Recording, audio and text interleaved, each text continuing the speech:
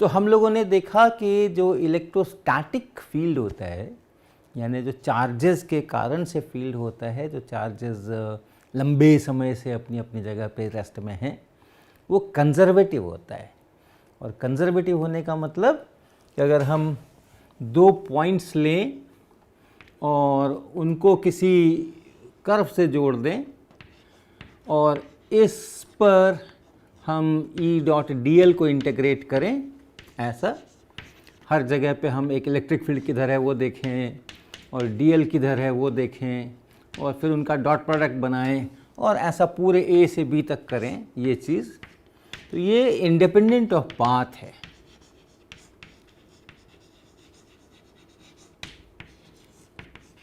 ये केवल A और B पर ही निर्भर करता है। और तब हम कहते हैं कि हम एक potential function, scalar function, potential exists, तो हम ऐसा एक ज़रूर पोटेंशियल बना सकते हैं, स्केलर फील्ड बना सकते हैं, ताकि हम लिख सकें कि VB माइनस VA बराबर minus A to B E dot D l. इससे संबंधित चर्चाएं हम लोगों ने बहुत सारी की। ग्रेडियंट के रूप में इलेक्ट्रिक फील्ड को लिखते हैं हम पोटेंशियल के टर्म्स में, तो वो सब हम लोगों ने किया था पिछले लेक्चर में। आज हम फोर्स की बात करेंगे, force on a charge Q।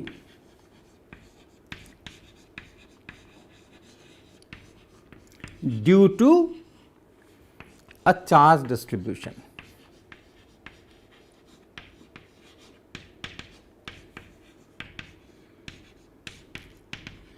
तो ये कोई चार्ज डिस्ट्रीब्यूशन है, यहाँ पे कुछ चार्जेस हैं और एक कोई चार्ज Q है, इसके अंदर बाहर कहीं पर एक कोई चार्ज Q अलग से है। और इस चार्ज डिस्ट्रीब्यूशन के कारण यहाँ जो फोर्स है इस Q पर, उसकी हम लोग चर्चा करेंगे। और वो हम लोग जानते हैं कि जो फोर्स है वो हम लिखते हैं Q इंटू E, जहाँ ये E जो है ये इलेक्ट्रिक फील्ड है इस चार्ज डिस्ट्रीब्यूशन के कारण यहाँ पर, जहाँ वो चार्ज Q रखा हुआ है।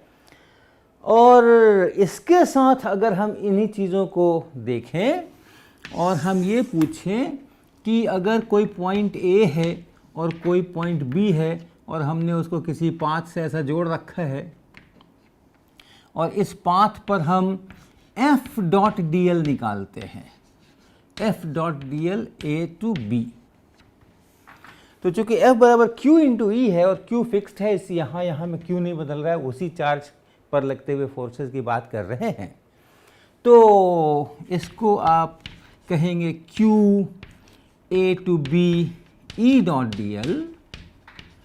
और इसका मतलब ये हुआ कि ये भी पाथ से इंडिपेंडेंट है, क्योंकि ये पाथ से इंडिपेंडेंट है, ये भी पाथ से इंडिपेंडेंट है। तो ऐसे जो फोर्सेस होते हैं उनको हम कंजर्वेटिव फोर्सेस कहते हैं। ये वो कंजर्वेटिव फील्ड की बात हम कर रहे थे, ये कंजर्वेटिव फोर्सेस हैं।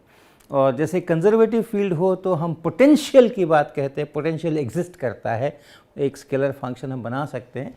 वैसे ही यहाँ पे पोटेंशियल एनर्जी बोलेंगे, पोटेंशियल एनर्जी एग्जिस्ट करती है और हम इसको उसी प्रकार से लिख सकते हैं कि जैसे यहाँ हमने VB माइनस VA किया, तो इसको हम लोग लिख सकते हैं, अगर हम minus F dot D L करें, minus F dot D L A to B, तो वो हो गया Q into minus A to B E dot D L, और ये हो गया Q इंटू VB और माइनस VA, अर्थात Q into VB minus Q into VA।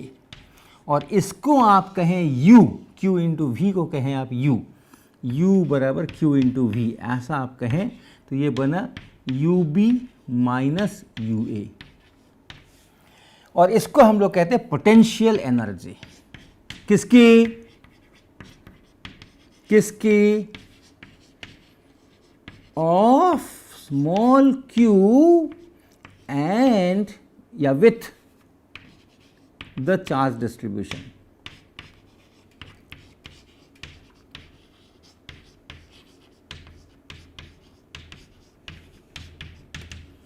ये चार्ज डिस्ट्रीब्यूशन फिक्स्ड है अपनी जगह पे। इस Q को हमने पॉइंट A से पॉइंट B पर ले गए किसी भी पाथ से, तो जो पोटेंशियल एनर्जी है इस चार्ज डिस्ट्रीब्यूशन और इस Q के बीच में, पोटेंशियल एनर्जी हमेशा पेयर्स में हम लोग कहते हैं, तो ये जो इसकी और इसकी पोटेंशियल एनर्जी है वो बदलेगी। यहाँ से अगर हम वहाँ ले गए हैं और वो ऐसे बदलेगी, इस प्रकार से बदलेगी, UB माइनस UA कहेंगे। B पे जब चार्ज पहुँच गया तो हम उसको उस समय की पोटेंशियल एनर्जी को UB कहेंगे, A पर जब है तो UA कहेंगे, और वो डिफरेंस जो है वो इससे मिलेगा और इसलिए वो इससे मिलेगा। तो ये हो गया पोटेंशियल एनर्जी, इसको पोटेंशियल एनर्जी कहेंगे। अब ये जो चार्ज डिस्ट्रीब्यूशन है उसका एक सिंपलेस्ट फॉर्म लेकर के चलते हैं। ये मेरा चार्ज डिस्ट्रीब्यूशन एक अकेला चार्ज है, सिंगल चार्ज Q1 कहीं रखा है। तो जैसे ओरिजिन के ऊपर ले लें, मान लें कि ओरिजिन पे एक चार्ज Q1 रखा है, यही मेरा चार्ज डिस्ट्रीब्यूशन है, और इसके कारण से हम एक दूसरा चार्ज Q2 है जिसका हम देखना चाहते हैं, कहीं पर ये Q2 चार्ज है, तो इस Q1 और इस Q2 की जो पोटेंशियल एनर्जी है उसको हम लिखना चाहते हैं। तो कैसे लिखेंगे? UB माइनस UA हम यहाँ से भी शुरू कर सकते हैं। अगर हमने ये पॉइंट एक यहाँ है और उसके बाद इसको हमने मान लीजिए एक दूसरा लेते हैं जो कि इससे बहुत दूर है, यहाँ कहीं पर एक पॉइंट है, ये कोई पॉइंट A है और ये कोई पॉइंट B है, और ये बहुत दूर वाला जो कॉन्फ़िगरेशन है जिसमें कि Q1 यहाँ है और Q2 यहाँ है, इसको हम कहेंगे कि इस पोटेंशियल एनर्जी को हम ज़ीरो लेंगे, क्योंकि हमने पोटेंशियल के समय भी ऐसा ही किया था।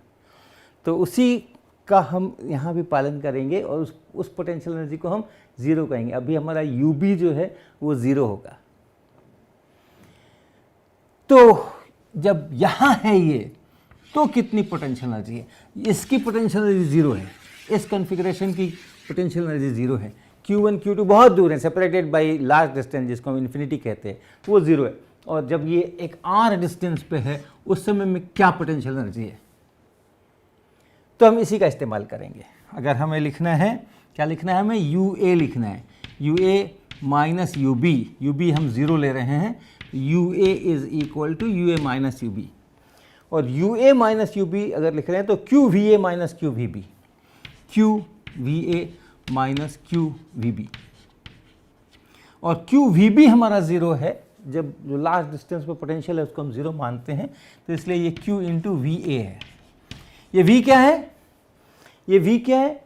ये इस कॉन्फ़िगरेशन के कारण, इस चार्ज डिस्ट्रीब्यूशन के कारण इस जगह का पोटेंशियल है ये, और हम ऑलरेडी निकाल चुके हैं कि इसके कारण यहाँ जो पोटेंशियल है वो हम लिख चुके हैं उस ज़ीरो को लेते हुए, और वो है ये Q1 हमने इसको लिखा है और इसको हमने Q2 लिखा है। तो ये Q2 है, ये Q2 है, ये Q2 है, और जो VA है वो इसके कारण से Q1 डिवाइडेड बाई, तो ये Q2 और फिर Q1 divided by 4 pi epsilon not R,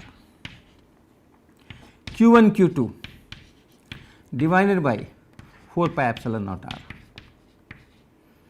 UA बराबर या U बराबर, अब A को हम छोड़ देते हैं, U बराबर R डिस्टेंस पे अगर Q1 Q2 हो, Q1 और Q2 के बीच की दूरी अगर R हो, तो इस पेयर की जो पोटेंशियल एनर्जी है, Q1 Q2 के इस युग्म की जो पोटेंशियल एनर्जी है वो Q1 Q2 by 4 pi epsilon not R इतनी है। जबकि हमने चूज़ किया है कि जब दोनों इन्फिनिट सेपरेशन पर हों तो उसकी पोटेंशियल एनर्जी को हम ज़ीरो बोलेंगे। अब इसको आप एक चार्ज डिस्ट्रीब्यूशन मान करके आगे बढ़ें। अब हम इन दो चार्जेस का मिलकर के एक कॉन्फ़िगरेशन बनाते हैं, एक सिस्टम बनाते हैं, और ये हमारा ओरिजिनल चार्ज डिस्ट्रीब्यूशन हुआ। इसकी अपनी पोटेंशियल एनर्जी मुझे पता है जो हमने अभी निकाली, लेकिन इसके साथ एक तीसरे चार्ज की, इसकी जो पोटेंशियल एनर्जी है, इसको लाने से पोटेंशियल एनर्जी में क्या परिवर्तन हो गया।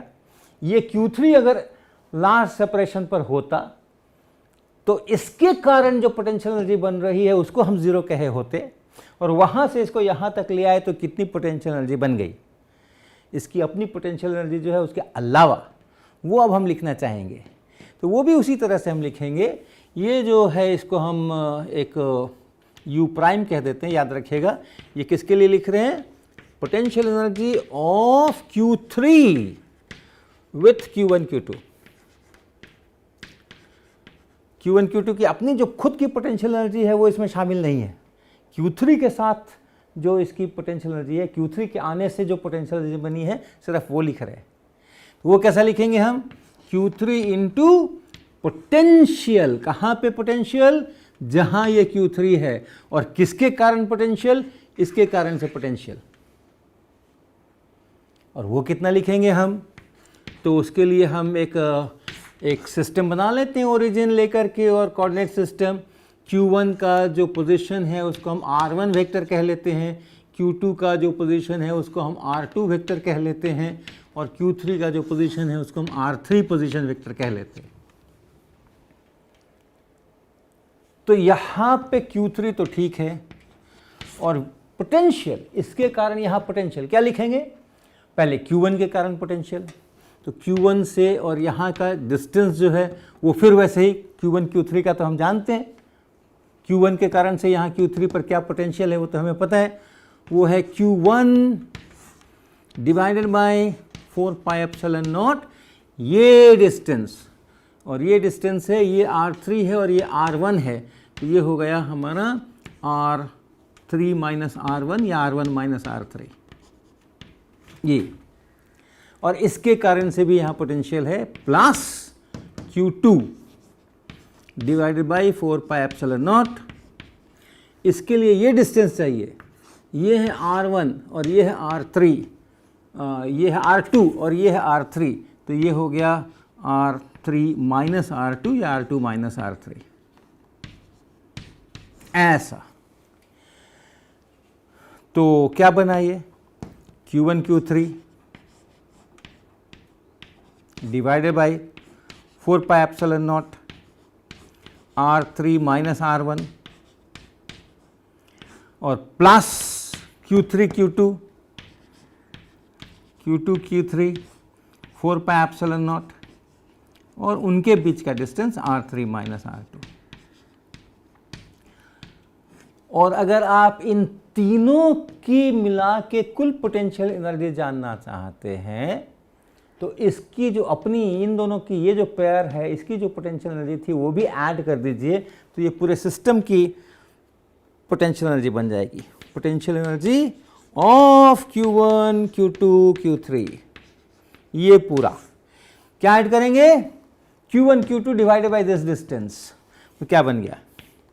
Q1 Q2 divided by 4 pi epsilon not R1 minus R2 ये, और इन दोनों को लिख लीजिए plus Q2 Q3 divided by 4 pi epsilon not R2 minus R3, और तीसरा वाला Q3 Q1 ऐसा, Q3 Q1 ये वाला 4 पाई एप्सिलॉन नॉट नीचे और R1 R2 ऐसा। देखिए 3 पेयर बने हैं और इन तीनों पेयर का अपना अपना टर्म आया है। Q1 Q2 का पेयर बना, उसका टर्म आ गया। Q2 से Q3 का पेयर बना, उसका टर्म आ गया। Q3 से Q1 का पेयर बना, उसका टर्म आ गया। अब इसको आप एक जनरल फार्मूला में लिखने की कोशिश कीजिए। अगर ये 3 पार्टिकल नहीं हो करके n पार्टिकल होते, Q1 Q2 Q3 Q4 Qn, और डिस्टेंसेज हम वैसे ही लिखेंगे, सबके पोजीशन वेक्टर ऐसे ही डिफाइन करेंगे, R1 vector, R2 vector, R3 vector, R4 vector, R5 vector ऐसे। और डिस्टेंस के लिए बस जिन दो के बीच का डिस्टेंस चाहिए वहाँ के पोजीशन वेक्टर्स को घटा लीजिए, मैग्नीट्यूड ले लीजिए। तो क्या बना? अब हमारे पास Q1 से और Q2 Q3 करते हुए Qn ये सिस्टम है, ये इतने सारे चार्जेस हैं अलग अलग जगह पे, और इस पूरे का पोटेंशियल एनर्जी लिख रहा हूँ। यानी इनिशियली सब एक दूसरे से दूर दूर थे, किसी पेयर की पोटेंशियल एनर्जी जीरो से अलग नहीं थी, और फिर हमने उन सबको उठा करके ला करके और ऐसा रख दिया, कहीं पे बांट दिया। अब पोटेंशियल एनर्जी कितनी हो गई? तो ऐसा ही लिखेंगे हम, और क्या करेंगे, क्यू आई और क्यू जे, ith पार्टिकल और jth पार्टिकल, इसका हम पेयर का लिख लें पहले, 4 pi epsilon not mod of are I minus R J. ये इस पेयर की पोटेंशियल एनर्जी हुई। इसका इसमें जो ith चार्ज है और jth चार्ज है, जो आर आई पोजिशन वेक्टर और आर जे पोजिशन वेक्टर यहाँ पर रखे हुए हैं, उस पेयर की पोटेंशियल एनर्जी ऐसी हुई। और हमें सारे पेयर्स लिखने हैं, तो I कहाँ से कहाँ तक और J कहाँ से कहाँ तक। तो ये I हो गया 1 से n तक, J हो गया 1 से n तक। इसमें हमें सभी पेयर्स लेने हैं, सभी चार्जेस लेने हैं, तो I बराबर हमने सब 1 2 3 4 n कर दिया, J बराबर 1 2 3 4 n कर दिया। लेकिन हमने हर पेयर को 2 बार काउंट कर लिया। एक तो ये समस्या हो गई, और अपने साथ नहीं करना है, ये भी ध्यान रखना है। अपने साथ पेयरिंग नहीं है, Q1 की Q1 के साथ में हम पोटेंशियल एनर्जी नहीं लिखने जा रहे हैं, 2 अलग अलग चार्जेस चाहिए। तो ये जब हम J को 1 से n इंडिपेंडेंटली अगर वैरी कर दें, I को 1 से n इंडिपेंडेंटली अगर वैरी कर दें, तो फिर हम समस्या में फंस जाएंगे। I बराबर 1, J बराबर 1, तो Q1 से Q1, फिर यहाँ पर 0 0 बनने वाला है। तो इसको हमें थोड़ा मॉडिफाई करना पड़ेगा। एक पहला कि I should not be equal to J। जब J का वैल्यूज रखा तो I के वैल्यूज रखते समय ध्यान रखना है कि जो J का जो वैल्यू है वही वैल्यू I का नहीं होना चाहिए। तो इसके साथ में एक ये रिस्ट्रिक्शन चाहिए। और उसके बाद भी आप हर पेयर को डबल काउंटिंग कर रहे हैं। अगर हमने कहा कि हमने J बराबर 1 लिया है और I बराबर 2 लिया है, ठीक है, एक पेयर बना। लेकिन जब हम J को बदलेंगे और J को 2 बना देंगे, और I को जब हम बदलेंगे तो I को 2 नहीं लेना है, लेकिन I को 1 तो लेंगे ही। तो यही पेयर 2 बार काउंट हो गया, Q1 और Q2 का पेयर 2 बार काउंट हो गया। तो हर चीज़ इसमें 2 बार काउंट हुई है, इसलिए इसके आगे आपको एक हाफ लगाने की भी ज़रूरत है। ऐसा लिख सकते हैं। और इसको एक दूसरे प्रकार से भी लिख सकते हैं हम इसको अगर देखें इतने को, अच्छा इसको ऐसे लिख लीजिए, इसको आप ऐसा लिख लीजिए, ये J पर सबमेशन है। इस समय में केवल J वैरी कर रहा है, I तो वैरी नहीं कर रहा है, J वैरी कर रहा है। इस QI को आप यहाँ से निकाल करके यहाँ ले सकते हैं, जिसको हम लोग कॉमन लेना कहते हैं। इतना प्लस इतना प्लस इतना प्लस इतना, QI हर बार आएगा, ये J बदलेगा, ये J 1 2 3 4 n होगा, तो ये J बदलता रहेगा, लेकिन हर बार QI QI QI QI आएगा इस पूरे समेशन में। उसको आप कॉमन बाहर निकाल सकते हैं। आप इसको लिख सकते हैं half I from 1 to n, QI यहाँ लिख दें, और तब summation over J going from 1 to n।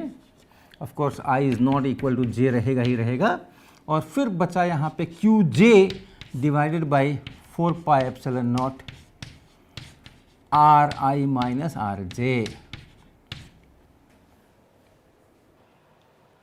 और आप देखिए ये क्या है, ये पूरा समेशन लेकर के ये क्या है, RI वाले स्थान पर, इस जगह पे, इस RI वाले स्थान पे ये I बार है, और J इसमें I नहीं कहीं पर भी। तो I वाले स्थान पे जहाँ चार्ज QI रखा है, उस स्थान पे बाकी सभी चार्जेस के कारण से ये पोटेंशियल है। बाकी सारे चार्जेस जो हैं I छोड़ करके, I बराबर J तो लेना ही नहीं है, तो ith चार्ज के स्थान पर, यानी इस स्थान पर और जो अलग अलग आरजे स्थानों पर ये क्यूजे पड़े हुए हैं उन सब के कारण से पोटेंशियल लिख के मैंने जोड़ दिया है। तो ये क्यूआई वाले चार्ज के स्थान पे बाकियों के कारण से पोटेंशियल है। इस क्वांटिटी को हम लिखने जा रहे हैं कैपिटल वी और नीचे आई। तो ये क्या बना, ये बना हाफ और ये हो गया I going from 1 to n Q I और फिर ये वी आई। ये पूरी चीज़ मैंने यहाँ लिख दी। ये चार्ज इस क्यू आई के चार्ज के स्थान पर बाकियों के कारण से जो पोटेंशियल है वो हमने यहाँ पे लिख लिया। तो ये बाकियों के कारण से और जो चार्ज है तो हाफ बना रहेगा क्योंकि अभी भी डबल काउंटिंग है। अब हमारा आई बराबर जे का मामला तो खुद ही सलट गया क्योंकि बाकियों के कारण से लिखना है, अपने कारण से नहीं लिखना है। तो ये एक दूसरा एक्सप्रेशन हम लोग इसको लिख सकते हैं पोटेंशियल एनर्जी के लिए। जो U है वो है half summation over I Q I V I. और याद रखिएगा ये जो वी आई है is potential at the position of qi due to rest of the charges। तो ऐसे भी इसको हम लोग लिख सकते हैं, भांति भांति से लिख सकते हैं। हमने ये ऐसे अलग अलग पेयर वाइज लिखा, उस पेयर वाइज को फिर हमने एक कॉम्पैक्ट फॉर्म दिया, उसी को फिर हम ये v के रूप में पोटेंशियल के रूप में लिख रहे हैं। यहाँ से हम कंटिन्यूअस चार्ज डिस्ट्रीब्यूशन की ओर बढ़ सकते हैं। ये डिस्क्रीट चार्ज डिस्ट्रीब्यूशन था। अगर जैसे हम surface charge density, volume charge density की बातें करते हैं, लीनियर चार्ज डेंसिटी की बातें करते हैं, अलग अलग डिस्क्रीट चार्जेस नहीं लेके कंटिन्यूअस चार्ज डिस्ट्रीब्यूशन, तो उसके लिए हम पोटेंशियल एनर्जी कैसे लिखेंगे? अगर मान लीजिए एक स्फीयर है या कोई वॉल्यूम है और उस वॉल्यूम के अंदर में चार्ज डिस्ट्रीब्यूटेड है, रो चार्ज डेंसिटी मुझे पता है d q by d tau, ये चार्ज डेंसिटी है और ये चार्ज डेंसिटी अपना अलग अलग जगह पे अलग अलग हो सकती है। तो इसकी पोटेंशियल एनर्जी अगर लिखनी हो तो हम कैसे लिखेंगे? तो हम इसी को एक्सटेंड कर सकते हैं, इसी को ट्रांसफॉर्म कर सकते हैं और देखिए क्या होता है। Half Q I ith charge, अब ith चार्ज नहीं है, अब हमारे पास में एक छोटा वॉल्यूम होगा, उस वॉल्यूम के अंदर में कुछ चार्ज होगा, डी टॉ प्राइम ये वॉल्यूम है और इस जगह पे जो चार्ज है, अगर इस पोजीशन को हमने r प्राइम कहा तो यहाँ जो चार्ज डेंसिटी है उसको इससे मल्टीप्लाई करेंगे तो वो छोटा चार्ज बनाएंगे, क्यू आई की जगह हम वो लिखेंगे। तो ये बना रो एट r प्राइम, ये रो यहाँ जो चार्ज डेंसिटी है इनटू ये डी टॉ प्राइम। ये किसके लिए लिखा गया? क्यू आई के लिए। और वी आई, ये वी आई क्या है? ith चार्ज के लोकेशन पे बाकियों के कारण पोटेंशियल। तो इस जगह पे इस पूरे के कारण से जो पोटेंशियल है वो है ये। और चूंकि ये डी टॉ है, डी टॉ प्राइम है, गोज टू ज़ीरो जब भी इंटीग्रेशन वगैरह करेंगे लिमिट ज़ीरो, इसलिए इसको छोड़ के बाकियों का भी वही होगा जो इसको लेकर के पूरे का है। तो पूरे वॉल्यूम चार्ज डिस्ट्रीब्यूशन के कारण से जो यहाँ पोटेंशियल है उसी को देखना है अपने को, क्योंकि ये तो जब इंटीग्रेशन करेंगे तो लिमिट में ये ज़ीरो ही होने वाला है, तो इसको छोड़े ना छोड़े का मतलब नहीं है। तो इसको सीधा सीधा हम v लिखेंगे, v एट r प्राइम।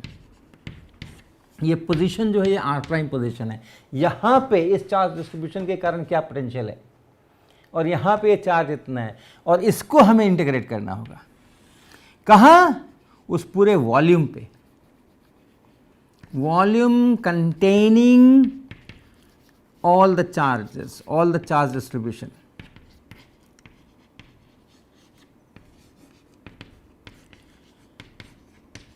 तो कंटिन्यूअस चार्ज डिस्ट्रीब्यूशन है तो हम इसका उपयोग कर सकते हैं U बराबर potential energy of this charge distribution discrete है तो हम इसका उपयोग कर सकते हैं, या हम इसका उपयोग कर सकते हैं। यहाँ से आगे अगले लेक्चर में।